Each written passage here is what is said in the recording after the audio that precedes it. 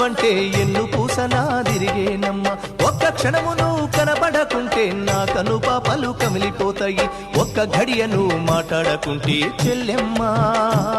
నే దిక్కులేని పక్షినైతానమ్మా చెల్లెమ్మా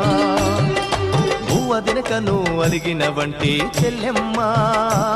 నా భుజం ఇరిగినంత పనైతదమ్మా చెల్లెమ్మా మల్లె తీగకు పందిరి ఓలే మస్క సీకటిలో వెన్నెల ఓలే చెల్లెమ్మా